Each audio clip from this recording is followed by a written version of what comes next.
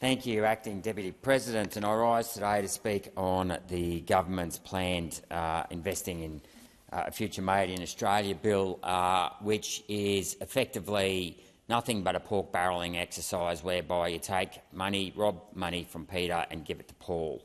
Effectively, the idea that you can give subsidies to somehow encourage industry in this country is a flawed assumption. If you want to actually get a long-term sustainable industry and manufacturing going in this country, you need to lower taxes and regulation, and you need to level the playing field. Now, I've touched on this many times. I'm the only People First Party, the only party that's actually got a taxation plan and soon to be a monetary plan, monetary policy capital markets plan on how to get Australia moving again. But if you really want to get Australia moving again, the first thing you need to do is lower income taxes, because our income taxes in this country are way too high, both on a comparative basis to other countries across the world and as a percentage of tax collected in the budget. And it's the actual people that get out of bed and put their nose to the grindstone who are the ones that actually make the goods and services in this country. So there's no point taxing them at a very high income tax rate if you're only going to then clip the ticket through more bureaucracies, more departments, to hand it back, say, 70 or 80% of that as some subsidies picking winners. That is not going to work. And the best way to lower income taxes is to actually lower the amount of bureaucracy in this country. And yet again, 2 weeks ago I moved a motion that we asked the Legal and Constitutional Affairs Senate Committee to look at the duplication of roles and responsibilities of bureaucratic departments in this country, because the amount of regulation in this country is killing business. If it's not high taxes, it's high regulation. But here's the beauty. If you cut the bureaucracy, you can cut regulation and you can cut taxes. And this is my policy, or the People First policy, whereby we intend to cut the level of bureaucracy in Canberra. We think the level of bureaucracy is way too high in Canberra. We do not need 2 environment departments in this country. We don't need 2 education departments in this country. We don't need 2 health departments in this country, because the constant blame shifting and a vertical fiscal imbalance is only sending this country broke and making it harder for businesses and hard-working Australians to keep their head above water. So I suggest, rather than have all these handouts, and I might add, if you actually read through what a lot of this is, there's $134 million to prioritise approvals for renewable energy, working with the states and territories through the Energy and Climate Change Ministerial Council to accelerate electricity grid connections, $20 million to improve engagement with communities impacted by the energy transition. There's lots of these little rats and mice, millions of dollars here, millions of dollars there. All up, it's going to add up to about $22.7 billion.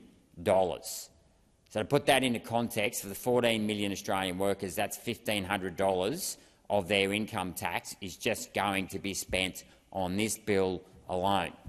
If you wanted to actually get the country moving again, I suggest you cut the income tax by $1,500 and let the Australian people keep their hard-earned dollars. That would be how you would actually get the country moving again. Yet again, no real sustainable solutions in any of this. Another thing we need to look at is, why did we get rid of stamp duty on share trading when we introduced a GST and not payroll tax? All we've done is encourage foreign speculators to come in here and buy up a percentage of Australian shares and assets and not have to pay stamp duty. That is not fair to Australian businesses, Australian householders, Australian farmers, who all have to pay stamp duty on their real assets, and yet we've allowed the stock market, of which 40% or 50% is actually high-frequency foreign traders, to come in here and manipulate prices and scalp prices. Why not? And this is one of our policies again, is actually bring back stamp duty on share trading and abolish payroll tax. This is a tax on speculation, and then that tax would help remove a tax on productivity. Payroll tax would be the dumbest tax in this country and the dumbest form of regulation. You are taxing employers to basically employ people. Not only that, you've then got to comply with the 6 different states as to the different thresholds, the different rules, as to the definition of contractors, who's a full-time employee, who isn't a full-time employee. These laws are ridiculous. Yet again, I'll emphasise, forget the pork barrelling and let's get serious about reducing regulation. Another thing we need to do, and I will point out, I will contradict the statement there by Senator Reynolds that we need to attract foreign capital. We do not need to attract foreign capital in this country. The words of our national anthem is wealth for toil. Okay? We have this thing called equity. Okay? Capital. 2 types of capital. There's debt and there's equity. Our forefathers built the equity in this country. Equity is title. As a sovereign country, we have title over all the natural resources in this country. We do not need to go out and tap financial markets for foreign debt or have foreigners come in here and buy our infrastructure. That is fundamentally flawed. If you want to actually untap the wealth in this country, our untapped wealth, you need to create an infrastructure bank. If I was to come in here today and say I was going to put out a private members bill to stop private companies from issuing new shares, let's say BHP wanted to issue new shares to start a new iron ore mine or a coal mine or a new nickel mine, people would think that was ridiculous. And it is ridiculous, mind you, but yet governments will not issue new shares to build infrastructure. Now, people often come back at me, don't understand anything about finance and go, that's MMT. No, modern monetary theory is where you issue credit without actually securing it against an asset. This policy that I'm suggesting of having an infrastructure bank will only issue infrastructure bonds against 7 sovereign assets, and they are dams, power stations, road, rail, ports, airports and telecommunications. That is how you go about unlocking the wealth of this country whilst actually retaining title over that wealth. And the continual verbal diarrhoea I hear from many politicians in this country that we have to rely on foreign capital needs to stop. When Paul Keating lifted the capital controls in 1985, we saw Australia flooded with foreign debt. We saw foreign debt rise amongst the 4 major banks from $8 billion to $800 billion. All that did was doubled house prices relative to income, which meant 2 parents had to go back to work, which meant, of course, children had to go into childcare. We've now got a whole childcare industry, which is sucking 200,000 people out of other industries. We've now, in order to actually prop the banks up, because all Australia's household debt relative to income is 120%, so we've got one of the highest household debts in the world because Paul Keating lifted capital controls. We've now got this massive immigration Ponzi scheme. I just heard from a real estate agent this morning who said that basically immigrants are being used to buy houses. Australians are having to sell their houses because they can't meet the mortgage, and then they're going back into the rental market. So rather than getting more Australians into housing because of our lax capital controls, they are actually causing Australians now to end up as renters. And that is not a country we want to see. So if we want to actually encourage productivity in this country, we need to start building infrastructure. We need to internally fund that infrastructure.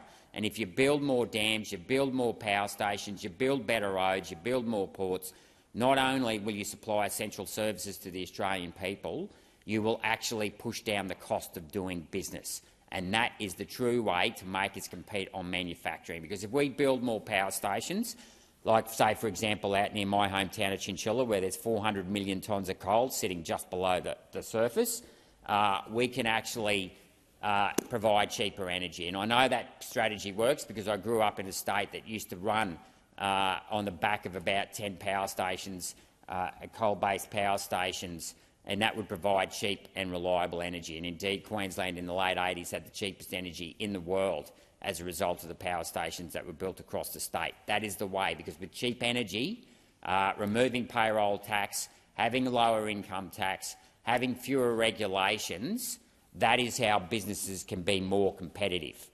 Because they can't compete at the moment when we've got a government that inserts itself into every little thing of not just business but people's personal lives. That is increasing the size of bureaucracy, We are now hitting combined GDP spending across 3 levels of government of almost 40%. It was 36% when I first came into this chamber back in 2019. The combined government spending in this country as a percentage of GDP is higher than that of China, and China is considered a communist country. Well, if China is considered a communist country, what do you call Australia with that level of government spending? Think about it. It's not right. So we need to actually, and the last piece of this puzzle is that we need to level the playing field for Australian business. Australian businesses cannot compete against foreign business in this country because foreign businesses can send their profits offshore, and I've spoken about this many times, and use the withholding tax rates that are favoured to send capital offshore. Now, this is what drives me mad when I hear politicians talk about how we've got to attract foreign capital, because whilst they're saying that, the reality is that our domestic earnings that should be retained here in Australia to build up our equity is being sent offshore, because we're allowing the likes of Facebook, the likes of Pfizer, and I've quoted Pfizer in this chamber before, 2022 an operating profit ratio of just 7% here in Australia against a worldwide operating profit ratio of 35%. Why? Because they sent $1 billion of their earnings offshore back to Ireland, of all places. And why did they do that? Because the withholding tax on royalty in this country is 10%. Ireland has a company tax rate of 12.5%. 10 plus 12.5 is 22.5. You subtract the 30-cent tax deduction that they pay here, and you've got a 7.5% tax arbitrage. Put that across $1 billion worth of earnings sent offshore, and well are, for the sake of a couple of accounting journals and setting up, a few subsidiaries here and there, you've just saved yourself $75 million.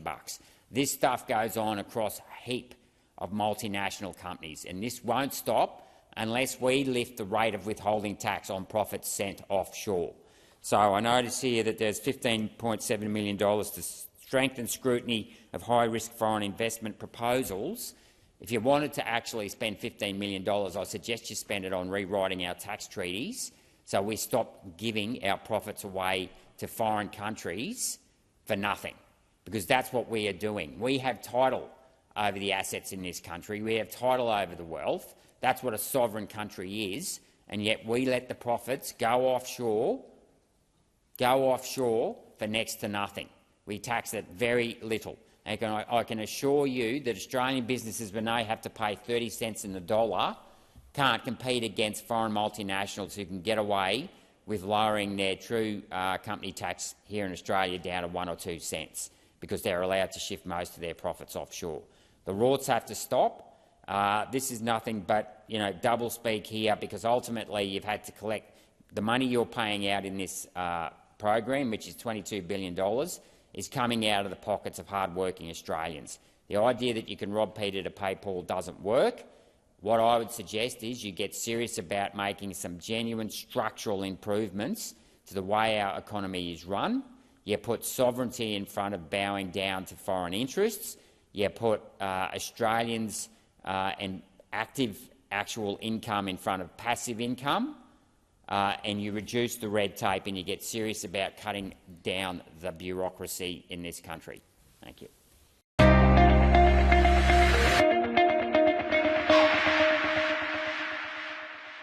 Authorised G. Rennick People First Chermside.